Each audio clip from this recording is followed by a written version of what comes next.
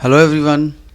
हम लोगों के एनडीए अभ्यास के नीट मॉक टेस्ट के वीडियो सॉल्यूशंस के अगले वीडियो पे हम लोग हाजिर हैं और इसमें हम लोग मॉक टेस्ट 4 का वीडियो सॉल्यूशन एनालाइज कर रहे थे।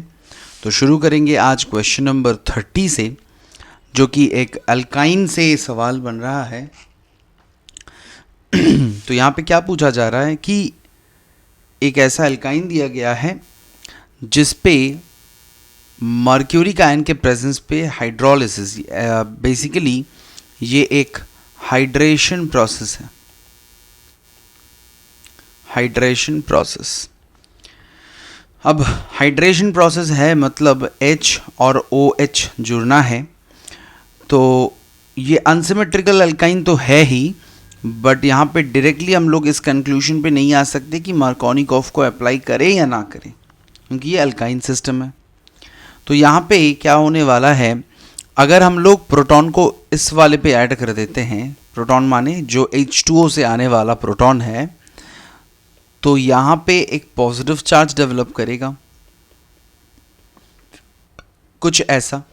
लेकिन अगर हम वही काम यहाँ पे कर दिए होते तो पॉजिटिव चार्ज इधर आ जाता, जो कि कम स्टेबल होता मिथाइल के हाइपर कॉन्जुगेशन की वजह से, बजाय इसके कि यहाँ पे पॉजिटिव चार्ज फिनाइल के रेजोनेंस सपोर्ट की वजह से ज़्यादा स्टेबल है। तो पॉजिटिव चार्ज वहीं पे आएगा, वाटर अपना OH एक्शन उसी कार्बोकेटायन पे करेगा, OH ग्रुप उधर ही लगेगा। तो ये हम लोगों का एक इनॉल है जो कि अनस्टेबल होते हैं, वो कीटो इनॉल टॉटोमेरिज्म में पार्टिसिपेट करेगा।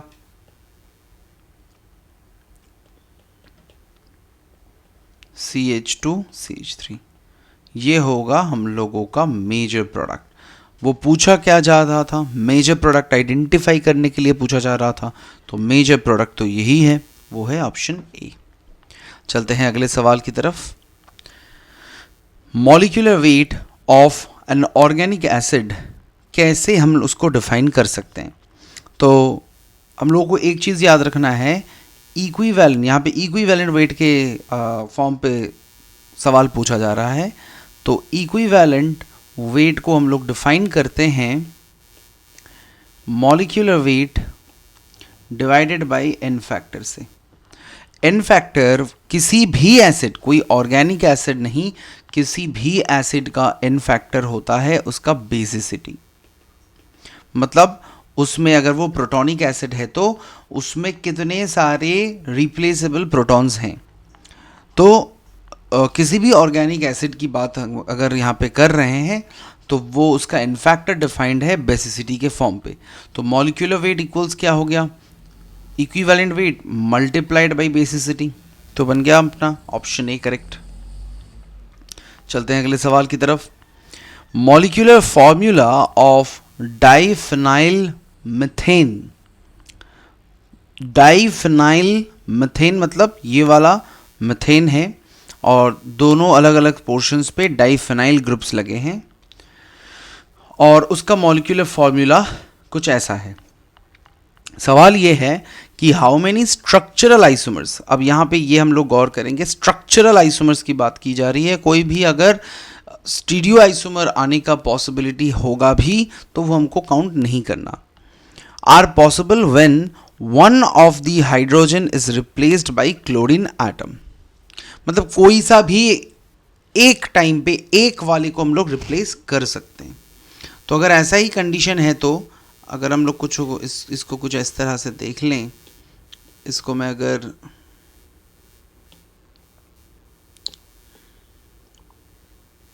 चलिए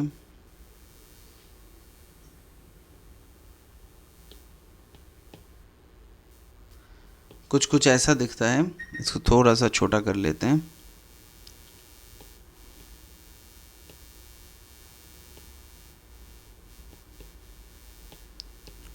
कितने हो सकते हैं पॉसिबिलिटीज, वो हम लोग देखेंगे। तो एक पॉसिबिलिटी क्या है कि हम लोग ये जो बीच वाला कार्बन है उसी में से एक हाइड्रोजन कम कर दें और उसको रिप्लेस कर दें क्लोरीन से, एक वो बन गया।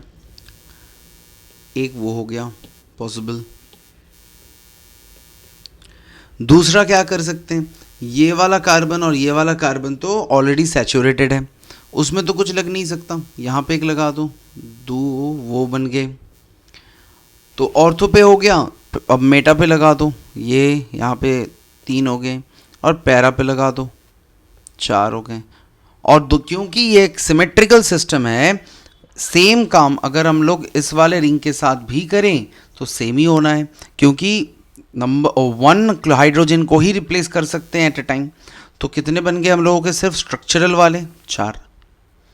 अगले सवाल की तरफ चलें तो वहाँ पे क्या पूछा जा रहा है, मोल कॉन्सेप्ट का एक क्लासिक क्वेश्चन है, जहाँ पे K2Cr2O7 का 6 × 10⁻³ मोल लिया गया है, उसको कंप्लीटली रिएक्ट करवाया गया है 9 × 10⁻³ मोल XN+ के साथ, जो कन्वर्ट हो गया है XO3- पर, और Cr2O7 2- रिड्यूस हो गया है Cr3+ पर। तो यहाँ पर N का वैल्यू क्या होगा, तो काफ़ी अलग अलग किस्म से ये सवाल कर सकते हैं हम लोग, देख लेते हैं। Cr2O7 2- वो रिएक्ट कर रहा था XN+ के साथ, बना रहा था XO3- और Cr3+। तो यहाँ पे देख लीजिए, ये ऑक्सीडेशन नंबर 6 है।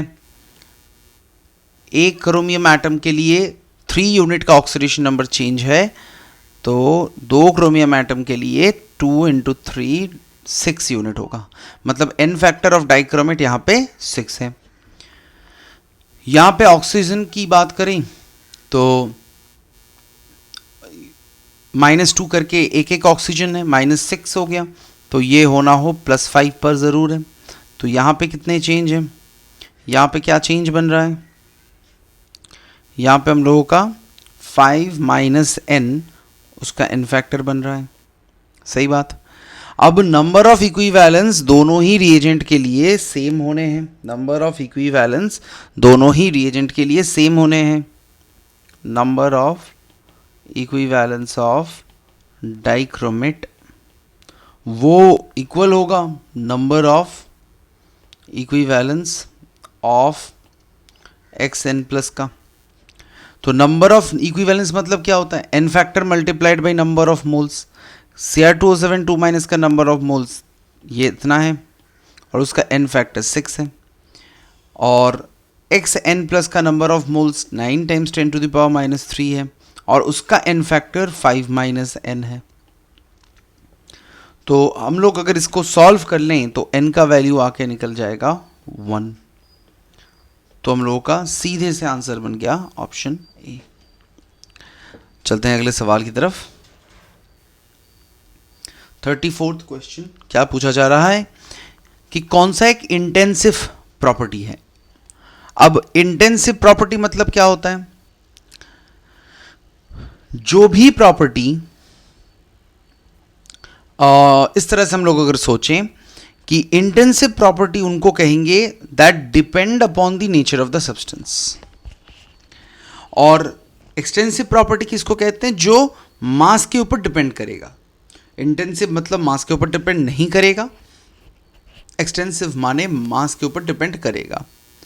मतलब ये हम लोग इसको इस तरह से सोच सकते हैं, मास इंडिपेंडेंट, सही है। अब दो एक्सटेंसिव क्वांटिटी अगर मिल गए तो उनका रेशियो ज़्यादातर हम लोगों को मास इंडिपेंडेंट मिलता है, मतलब दो एक्सटेंसिव प्रॉपर्टी का रेशियो इंटेंसिव हो जाता है। जैसे कि मान लीजिए आप प्रेशर मान लीजिए, डेंसिटी मान लीजिए, क्योंकि पानी का आप 1 लीटर ले लो, 10 लीटर ले लो, 1000 लीटर ले लो, सभी का डेंसिटी तो सेम ही है। या फिर किसी भी और ऑब्जेक्ट का ले लो, आप आयरन का पीस ले लो, वो आप 1 ग्राम लो या फिर 1 टन लो, आयरन का डेंसिटी सेम ही होगा। तो वो क्या है, मास के ऊपर डिपेंड नहीं कर रहा। वॉल्यूम मास के ऊपर डिपेंड करेगा, हीट टोटल हीट कैपेसिटी वो भी मास के ऊपर डिपेंड करेगा, मास तो खुद ही मास के ऊपर डिपेंड करता है। तो वो क्या हो गया हम लोगों का आंसर, डेंसिटी, जो इंटेंसिव है। थर्मोडायनामिक्स का क्वेश्चन है, आसान है। चलते हैं अगले सवाल की तरफ। 80 डिग्री सेल्सियस टेम्परेचर पर vapour pressure of pure liquid ए है, जिसका वैल्यू है 520 मिलीमीटर मर्क्यूरी, और प्योर लिक्विड बी का 1000 मिलीमीटर मर्क्यूरी। दोनों को अगर हम लोगों ने मिक्सचर बना दिया और वो 80 डिग्री सेल्सियस पर बॉईल कर रहा है 1 एटमॉस्फेरिक प्रेशर पर, तो ए का अमाउंट कितना है, ये है सवाल।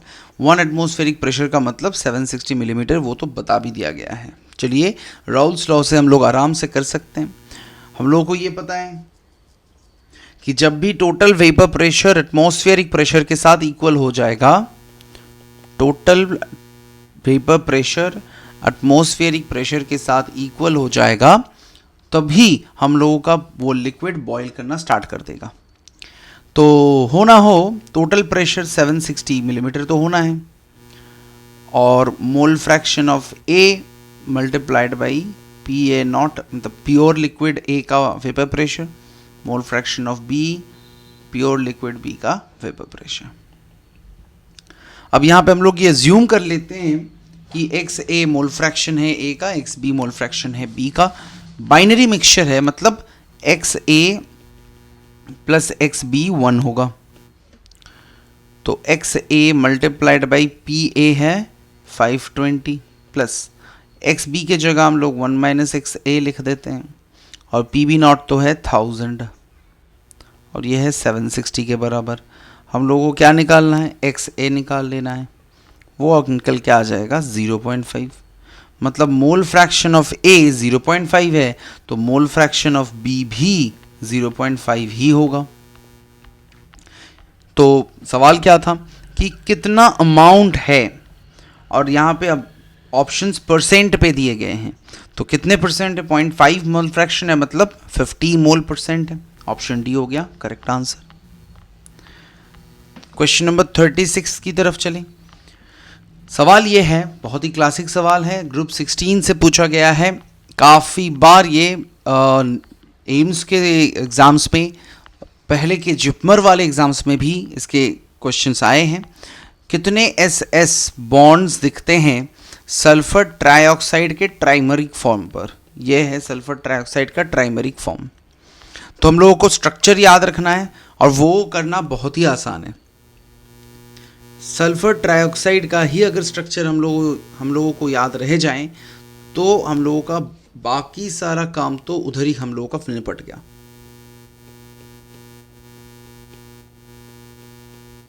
तो कुछ हम लोग इसको इस तरह से बना लें। अब क्या करना है, कुछ भी नहीं, ये जो ऑक्सीजन्स हैं उनको आपस में जोड़ना है सल्फर के लिंक के थ्रू, और डबल बॉन्ड हटना है। मतलब ये ऐसे लिंक हो गया, ये ऐसे लिंक हो गया, ये भी ऐसे लिंक हो गया। तो हम लोगों ने क्या कर दिया, हम लोगों ने बस सल्फर्स को जोड़ दिए ऑक्सीजन लिंक्स के थ्रू। तो क्वेश्चन क्या था, कितने कितने सल्फर लिंक हैं? तो सल्फर के तो लिंक बनेंगे ही नहीं यहाँ पर, वो तो 0 है। चलते हैं अगले सवाल की तरफ। क्वेश्चन नंबर 37 क्या पूछा जा रहा है यहाँ पर कि H2O2 और H2O का फॉर्मेशन एंथैल्पी का वैल्यूज कुछ दिए गए हैं। अब ये जो रिएक्शन बना है, इसमें enthalpy change for the reaction क्या होगा? तो सबसे पहले अगर फॉर्मेशन एंथैल्पी ऑफ H2O2 और H2O का दिया गया है, तो एक बार हम लोग उसके ऊपर ध्यान दे देते हैं कि फॉर्मेशन कैसे बनता है। यहाँ पे एक दिया गया है 2H2O2 लिक्विड है, 2H2O लिक्विड है और O2 गैस है।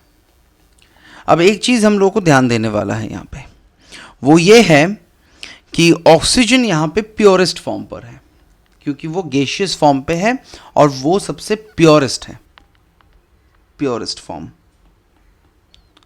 सारे के सारे एलोट्रोपिक फॉर्म में से डाई ऑक्सीजन प्योरेस्ट है, ऐसा मान लेते हैं हम लोग थर्मोकेमिस्ट्री के कैलकुलेशन पर। तो उसका formation enthalpy just like graphite की तरह ये ज़ीरो माना जाता है। तो ये तो निपट गया, इतना तो हम लोगों का निपट गया। अब ये वाले रिएक्शन का पूछा ही जा रहा था कि एंथैल्पी ऑफ द रिएक्शन कितना होगा। तो delta H reaction equals to delta H formation of the products. ये बॉन्ड एंथैल्पी के फॉर्म में नहीं है, इसलिए प्रोडक्ट माइनस रिएक्टेंट होगा, ये याद रखना। प्रोडक्ट साइड पे क्या है, वाटर है, H2 है, जिसका फॉर्मेशन एंथैल्पी का वैल्यू बताया गया था -286, 2 मोल्स करके है, तो ये बन गया इतना, माइनस H2O2 भी 2 मोल्स करके है, तो -188, तो माइनस माइनस प्लस तो आएगा, ओवरऑल वैल्यू कितना आ गया -196 किलोजूल। तो ये हम लोगों का क्या बन गया, इस रिएक्शन का रिएक्शन एंथैल्पी वैल्यू। आंसर कौन सा हो गया, ऑप्शन ए। चलते हैं अगले सवाल की तरफ। क्वेश्चन नंबर 38 क्या पूछा जा रहा है यहाँ पे कि यहाँ पर Kp और Kc का कुछ रिलेशन दिया गया है सल्फर ट्राइऑक्साइड फॉर्मेशन के टाइम पर। तो यहाँ पर x का वैल्यू क्या होगा, तो हम लोग को सिंपल तरीके से ये बस याद होने हैं Kp Kc में क्या रिलेशन है। Kp इक्वल्स होता है Kc times RT whole to the power delta Ng। Delta Ng क्या है, change in number of moles of the gaseous components, change in number of moles of the gaseous components. अब यहाँ पे तो सारे के सारे गैसियस कंपोनेंट्स ही हैं, तो डेल्टा Ng का वैल्यू क्या होगा, 1 माइनस 1 प्लस हाफ, तो वैल्यू कितना निकल के आ गया -हाफ।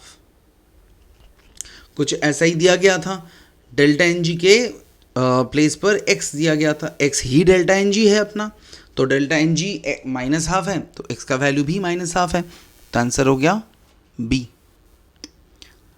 चलते हैं अगले सवाल की तरफ। यहाँ पे क्या बोला जा रहा है कि H2SO4 का आयोनाइजेशन कुछ इस तरह से दिखाया जा रहा है।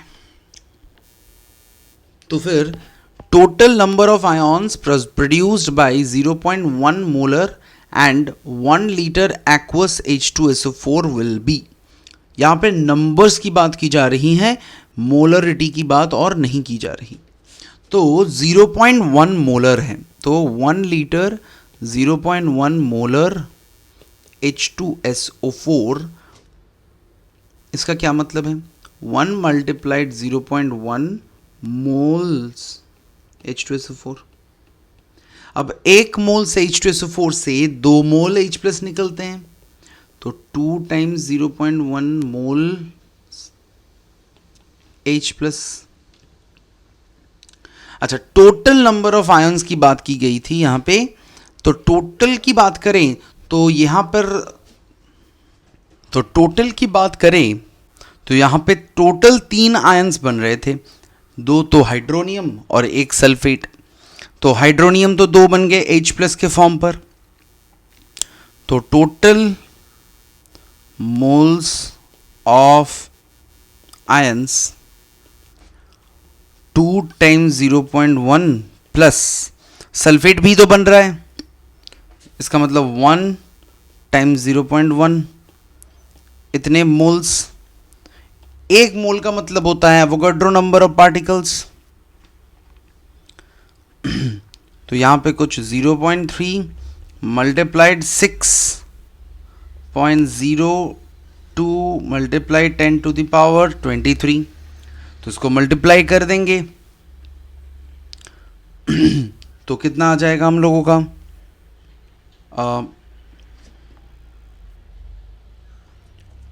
3.1 और यहाँ पे हो गया 1.8 मल्टीप्लाइड 10 टू द पावर 23। सही है, तो चलते हैं अगले सवाल की तरफ।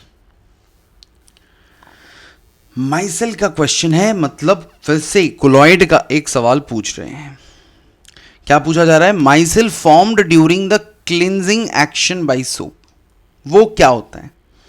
तो बेसिकली माइसेल होता क्या है, ये एक सरफेस एक्टिव रिएजेंट्स होते हैं, माइसल मतलब सरफेक्टेंट होते हैं, सरफेस एक्टिव रिएजेंट्स होते हैं, जिन पे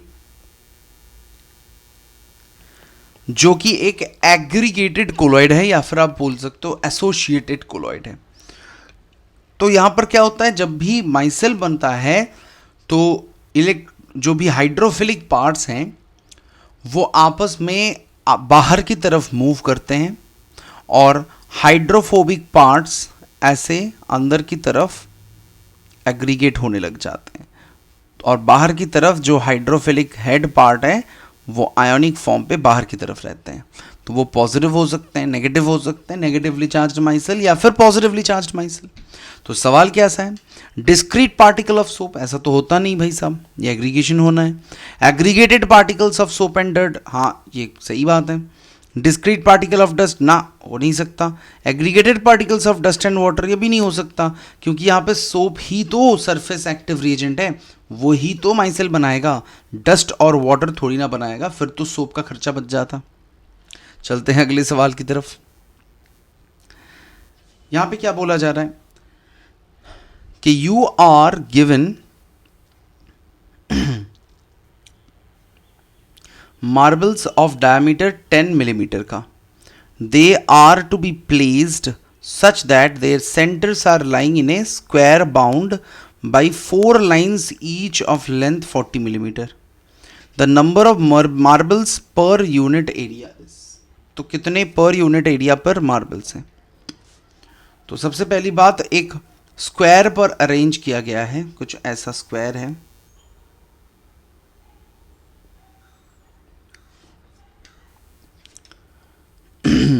हर एक मार्बल का डायमीटर 10 मिलीमीटर करके है।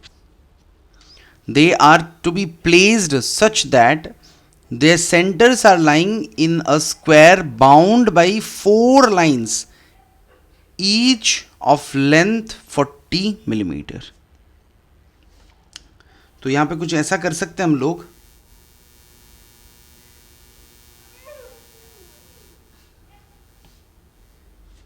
कि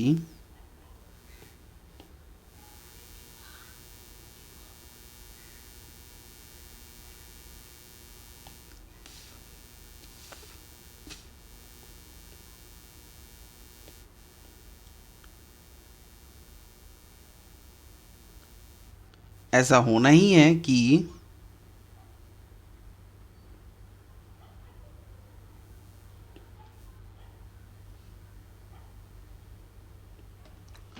तो यहां पे अगर ध्यान दें तो 1, ये पूरा मिला के 1 है और 4 बिठाने हैं तो थोड़ा और बढ़ेगा इसका,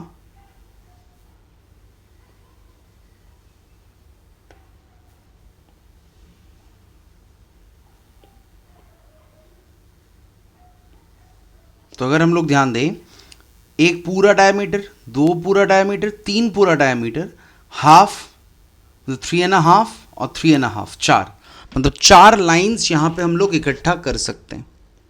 और इस पर और ध्यान दें तो इसका डायमीटर 10 मिलीमीटर करके है, एक एक का डायमीटर 10 मिलीमीटर करके है, वो भी बोल दिया गया है। तो बीच में से काउंट करें तो ये 10 मिलीमीटर करके है। और ऐसा ही दूसरी तरफ भी होना है, इस तरफ भी होना है,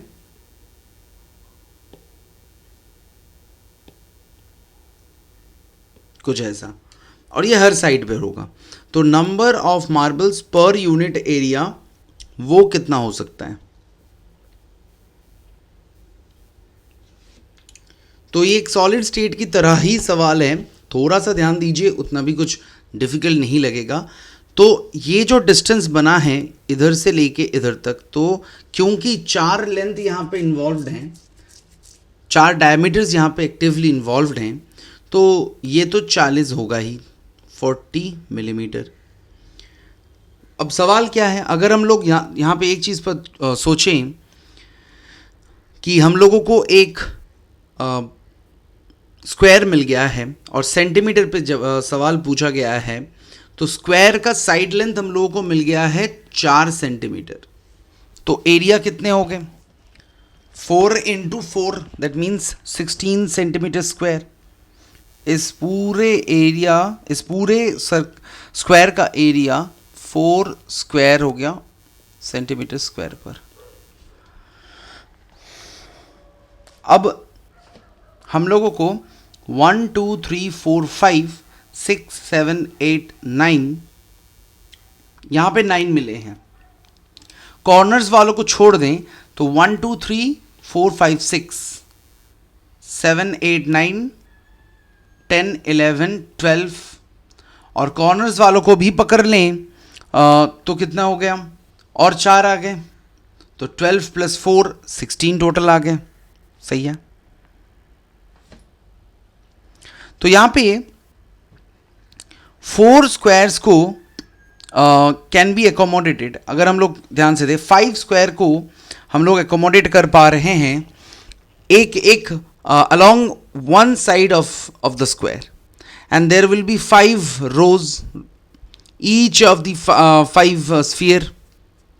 क्योंकि यहाँ पे कैसा बोला गया था कि they are to be placed such that their centers are lying in a square bound by 4 lines each of length 40 millimeter। तो यहाँ पे हम लोगों को जो आ रहा है कितने नंबर ऑफ मार्बल्स हो रहे हैं एक यूनिट एरिया पर, तो 5 रोज हैं, हर रो पे एक 5-5 करके मार्बल्स बने हैं, तो टोटल मार्बल्स बन गए इस एरिया के अंदर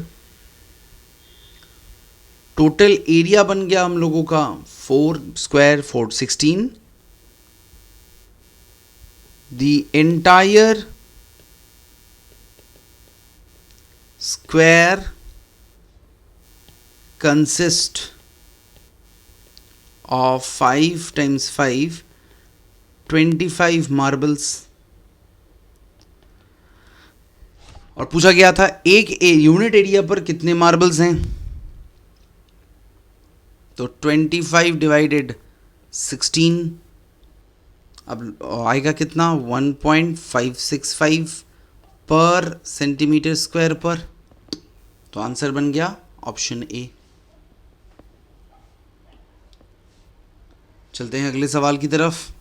क्वेश्चन नंबर 42 क्या पूछा जा रहा है, equilibrium constant for the given reaction approximately 10⁻³ किस रिएक्शन का, इस रिएक्शन का HPO4 HCO3 के साथ रिएक्ट कर रहा है, और ये H+ एक्सेप्ट कर रहा है मतलब ये बेस है, और ये लूज कर रहा है मतलब ये एसिड है।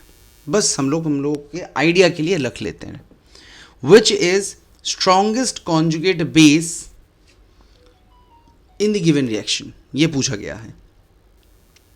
कॉन्जुगेट बेस का क्या मतलब होता है एसिड प्रोटॉन छोड़ने के बाद जो बनाता है। अब जो एसिड जितना वीक होगा उसका कॉन्जुगेट बेस उतना ही स्ट्रांग होगा। सही है। फिलहाल अगर हम लोग ध्यान दें CO3 HCO3 का कॉन्जुगेट बेस है, और उसी हिसाब से देखा जाए तो HPO4 H2PO4 का कॉन्जुगेट बेस होगा। अब क्योंकि यहाँ पर जो K का वैल्यू है, इक्विलिब्रियम कांस्टेंट का वैल्यू है, वो फॉर दिस रिएक्शन जो गिवन रिएक्शन है उसके लिए 1 से 1000 टाइम्स लेस है, 10⁻³ है। तो उसके उल्टे रिएक्शन को एक बार भी फोकस कर ले हम लोग, H2PO4 प्लस CO3 से HPO4 प्लस HCO3 होता है, तो इसके लिए वो 10⁻³ होगा। मतलब ये वाला रिएक्शन ज़्यादा फीसिबल है। मतलब H2PO4 HCO3 के मुकाबले स्ट्रॉन्गर एसिड है।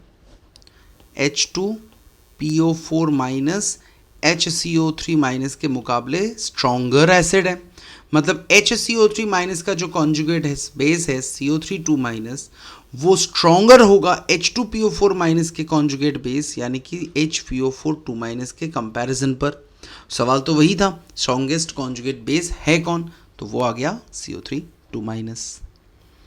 43 क्वेश्चन को क्या पूछा जा रहा है, which of the following would be best most reactive nucleophile in polar medium. अब जब पोलर मीडियम है तो दो पॉसिबिलिटीज हैं, एक तो हो गया वो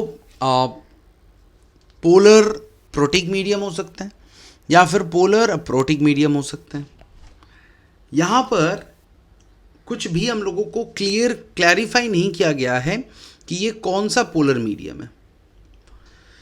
तो न्यूक्लियोफाइल हम लोगों को कौन सा चूज़ करना है ये हम लोगों को सोचना है, और मीडियम कौन सा है वो भी हम लोगों को ठीक से बताया नहीं गया। अगर ये पोलर प्रोटिक सॉल्वेंट है तो ये हाइड्रोजन बॉन्डिंग बनाएगा न्यूक्लियोफाइल के साथ। ऐसा करेगा तो न्यूक्लियोफाइल लेस रिएक्टिव हो जाएगा क्योंकि वो एंगेज्ड हो रहा है हाइड्रोजन बॉन्डिंग करने के लिए। अब अगर हम लोग ध्यान दें पीरियोडिक टेबल से fluorine to chlorine to bromine to iodine की तरफ जब हम बढ़ रहे हैं तो साइज धीरे धीरे बढ़ रहा है। तो अगर साइज बढ़ रहा है तो उसका हाइड्रोजन बॉन्डिंग बनाने का कैपेसिटी भी कम हो रहा है क्योंकि साइज बढ़ा है। कैपेसिटी कम हो रहा है तो वो ज़्यादा से ज़्यादा फ्री रहने की कोशिश करेगा, फ्री रहेगा तो ज़्यादा अच्छा न्यूक्लियोफाइलिक अटैक करेगा।